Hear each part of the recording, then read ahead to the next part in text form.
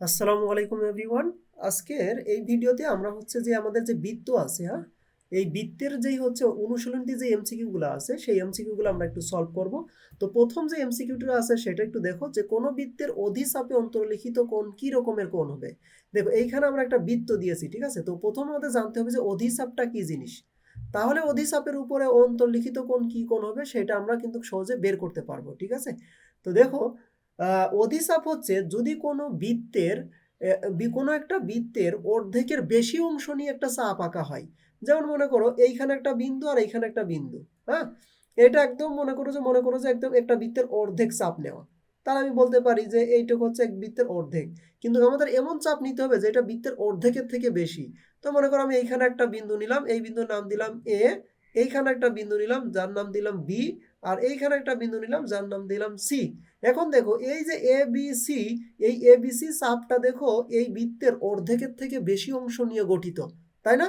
আর কোনো বৃত্তের চাপ যদি অর্ধেকের থেকে বেশি অংশ নিয়ে গঠিত হয় তাহলে সেইটাকে আমরা বলি হচ্ছে অধিচাপ। সেটাকে কি বলি? সেটাকে বলি অধিচাপ।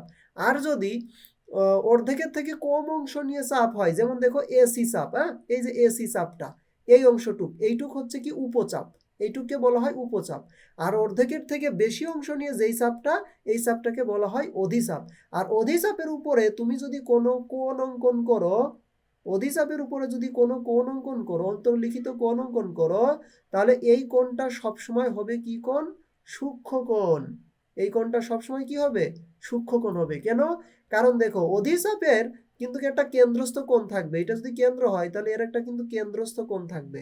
আর এই কেন্দ্রস্থ কোণটা সবসময় হয় হচ্ছে স্থূল কোণ। কি কোণ হয়? স্থূল কোণ হয়। দেখো এই কেন্দ্রস্থ কোণটা হচ্ছে স্থূল কোণ। আর আমরা জানি যে বৃত্তস্থ কোণটা এই কেন্দ্রস্থ কোণের অর্ধেক। তাহলে এখন স্থূল কোণ মানে কত, সেটা কিন্তু 180 ডিগ্রি থেকে ছোট। তাহলে 180 ডিগ্রি থেকে ছোট কোণকে যদি তুমি যদি অর্ধেক করো তাহলে সেটা কি 90 থেকে ছোট হবে না? আর 90 থেকে ছোট কোণটাই তো সূক্ষ্ম কোণ।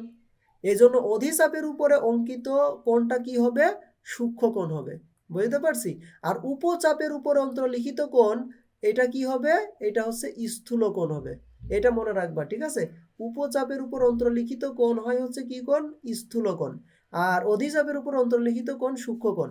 আর অর্ধবৃত্তস্থ কোণ হইলে তো সেটা সমকোণ হয়, সেটা তো জানি। বুঝতে পারছি? আশা করি এই অধিচাপ উপচাপের ব্যাপারটা তোমাদের ক্লিয়ার।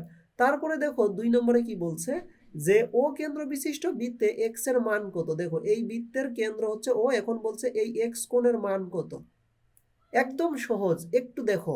সেটা হচ্ছে এইখানে দেখো এই যে বি আর ডি, হ্যাঁ, দেখো বি সি ডি, এই বি সি ডির এই বিডি চাপের উপরে দেখো একটা কেন্দ্রস্থ কোণ আছে, সেই কেন্দ্রস্থ কোণের মান কত?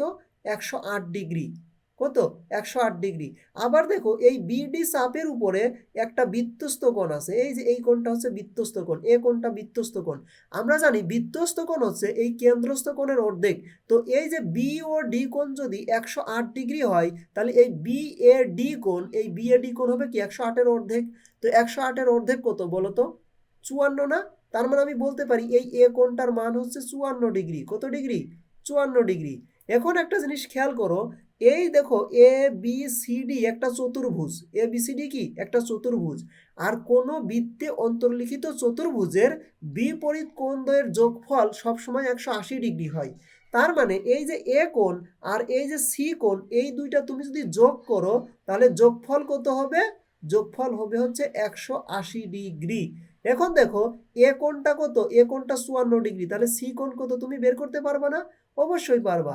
তাহলে সি কোণটা হবে হচ্ছে, সি কোণ ইকুয়াল টু হচ্ছে 180 মাইনাস হচ্ছে 54 ডিগ্রি। করলে কত হয় বলো? যদি হচ্ছে 60 হইতো, এই 54 জায়গায় যদি আমি 60 ধরতাম তাহলে কত হইতো? 120 হইতো। তাহলে যেহেতু 4 বেশি আছে তার মানে কত হবে? 124 হবে, 126 হবে, তাই না? আচ্ছা, 4 কত হলো? 10, 6 হাতে 1, 6, 6 কত হলো? 8, 2 আর 1, হ্যাঁ, 126। তার মানে দেখো এই যে এই কোণটা, এই সি কোণটা হচ্ছে 126। সি কোণটা কত? সি কোণটা 126। আর ভালো করে খেয়াল করো, দেখো এই সিটাই হচ্ছে এক্স। তার মানে আমাদের অ্যান্সার হবে কত? অ্যান্সার হবে 126। ক্লিয়ার? আশা করি বুঝতে পারছো। এবার লাস্টটা দেখো 3 নাম্বার।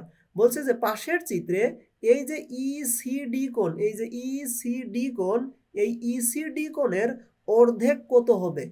ইসিডি কোণ প্রথমে আমাদের বের করতে হবে, তারপরে তাকে অর্ধেক করলে কত হয় সেটা আমাদের বলতে হবে। আচ্ছা, প্রথমত একটা জিনিস খেয়াল করো, আমরা কিন্তু একটু আগেই কিন্তু একটা কনসেপ্ট আমাদের ক্লিয়ার করেছি, সেটা কি, যে বৃত্তে অন্তর্লিখিত চতুর্ভুজের বিপরীত কোণের যোগফল হচ্ছে কত? 180 ডিগ্রি। এই যে দেখো, এ আর সি কোণের যোগফল কত বলেছিলাম? এই যে এইখানে 180 ডিগ্রি। তাহলে দেখো তো এইখানেও এ বি সি ডি চতুর্ভুজের এই এ কোণ আর সি কোণ, এ কোণ আর সি কোণ এই দুইটার যোগফল কত হবে? 180 হবে।